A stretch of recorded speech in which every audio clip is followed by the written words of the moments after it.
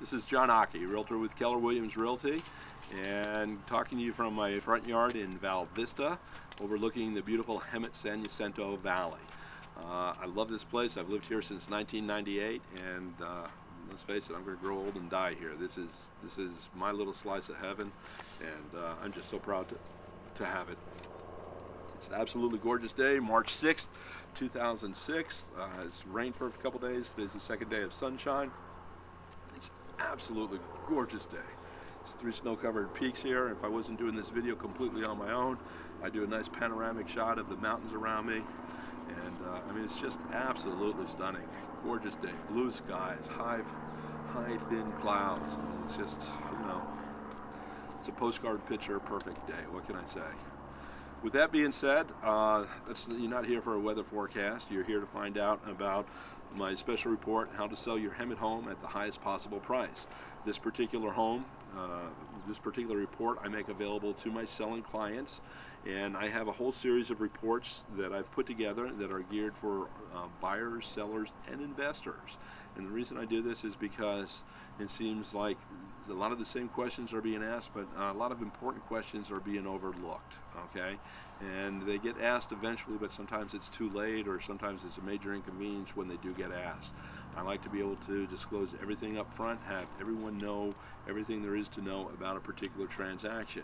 Not that this report is intended to do that, but the purpose of this report is the same as the printed report. It's to generate questions. And as I say in my headline inside of this report, it's 10 things you absolutely must consider to sell your Hemet home for the most money. Okay, and you must consider these things, and as you hear me speak, as you read through my report, I want you to stimulate your own thought process, to get your brain working in overtime, and ask questions. Jot them down as this is taking place and unfolding before you, because they're relevant to you. Okay, everything that I have to say in these reports is relevant to every one of my clients, some more so than others, okay, certainly, but they are relevant, and you should make sure that your questions get asked before you find yourself doing something that you didn't want to do. In this last segment, I've taken them a little bit out of order to kind of keep the flow going in the segue, but I'm going to consider 2 different topics. It's topic number 8 in the report, refusing to trust your agent, and then choosing a realtor based on a personal relationship, which is the 10th point. And by refusing to trust your agent, what I'm insinuating here is that just like when you choose a doctor and you've built a rapport with a doctor, you have to have trust, you have to have faith. He's a trained professional, he's able to diagnose, he's able to prescribe tests, he's able to interpret tests, and he's able to prescribe, whether it's medicines or courses of action, but he's got a entire skill set besides just telling you to open your mouth and say it, okay? There's a lot more to it than that, and we all know that. We know that the doctors have gone to school for years and years and years, okay, to get where they're at. Even the young interns have incredible amount of education and experience by the time they have the opportunity to start actually treating patients. And often those guys are supervised, just like a young agent is supervised or should be supervised in agencies such as Keller Williams, where I work, or maybe a Century 21 or Coldwell Bank, or one of the big national companies that have some excellent training program. I know I was able to capitalize on that, being named the Rookie of the Year for 2005 with my Keller Williams office, an outfit of 225 agents as we speak. So I've been well trained, I've been well tendered to, and I'm proud of my accomplishments. But it's not about me. This is about educating you and helping you choose the right agent. All right, and having trust. And as I say, just as the doctor prescribes a course of action, you have to trust your client, your doctor. You're not going to say, no, don't do that test, do this test, don't give me that drug, give me this drug. I don't care if they interact, but just give me, you don't get to do that. And you don't get to do that in real estate either, and you shouldn't. You don't get to do that in with your legal matters with your attorneys, all right? And you don't get to do it in real estate. You have to trust your professional. We know the process. There is a process. There's a process in marketing the home, putting it out on the market. There's a process in bringing the buyers in. There's a process in negotiation. There's a process once we've negotiated an open escrow in closing escrow. And that's probably the hardest part. That's where we really earn our money.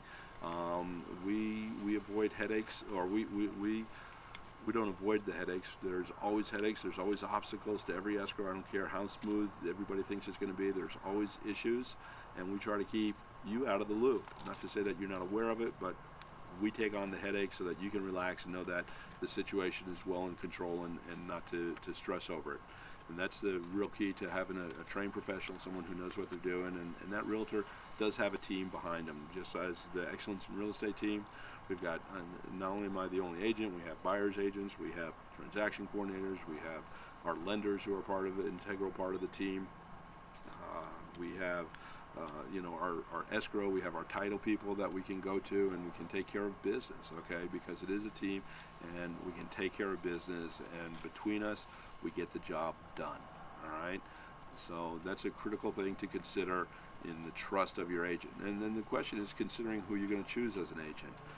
And I can't tell you, when I'm talking with someone and they say, oh, well, maybe we're just looking, maybe I'm sitting in an open house, we're just looking, but, my wife's boss's husband is a realtor, so we're going to use him. Or my nephew Timmy, he just got his real estate license, so I told him I'd give him the opportunity. Or my kid's soccer coach, she's a stay-at-home school, she's a homeschooler, we're a stay-at-home mom, and she teaches soccer. My kids are there 5 days a week, but she's got a real estate license, and she told us that she'd do it, and it's like it's the same old, same old, same old. That's not what you need, okay? Not to say that these people aren't qualified, and if they are qualified, then there's nothing better than loyalty, okay?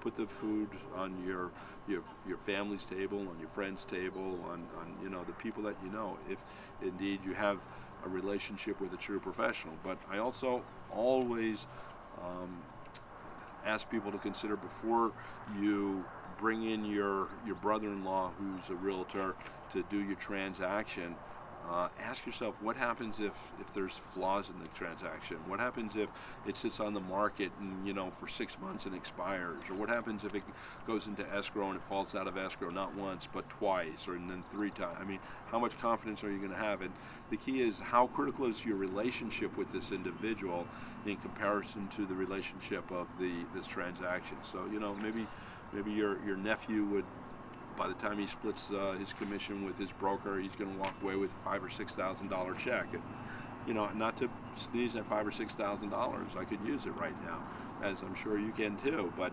it's money that is going to get in the way of a relationship, because it's about all that anybody gets out of a transaction. But every commission is cut 4 ways. You have 2 brokers, 2 agents, and unless if it's a real expensive home, it's not an incredible amount of money that any one person makes. Okay, and there's a lot of work involved, and there's a huge fiduciary responsibility. So the analogy I like to draw attention to is a used car. You've all heard stories that you never buy or sell a used car to a friend or family member, because the relationship is worth more than that vehicle is. Certainly when it's time for the holidays, I'll assume that you celebrate Christmas, if not whatever your holiday is. But next Christmas, when the whole family's getting together over at Grandma's house, and here you are in the room, you've got your family together, and you look across the room at the Christmas tree. Oh, there's cousin Timmy. That no, you wouldn't say that, of course, but it's like there's bad feelings because the transaction didn't go the way that folks had hoped it would. And so now there's bad blood. Okay, you might smile, hi Timmy, put on one of these fake smiles and try to act like nothing happened. But you both know rather, what happened.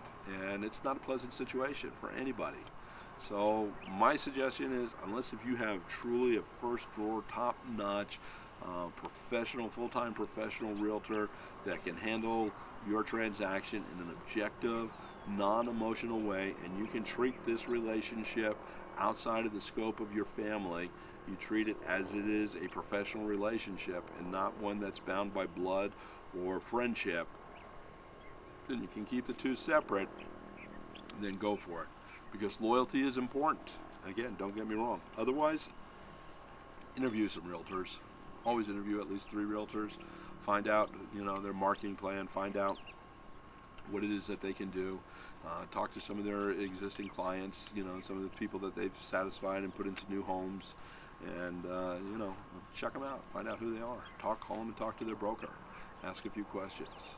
After all, that's the whole purpose of this segment, isn't it? Is to stimulate you to ask questions and to investigate and to find out more, because I want you to have the very best transaction possible. I want you to be able to maximize the return of your investment, which is your home, which has now become house, which is now inventory, and you need to sell it for the highest possible price in the quickest amount of time with the least amount of inconvenience.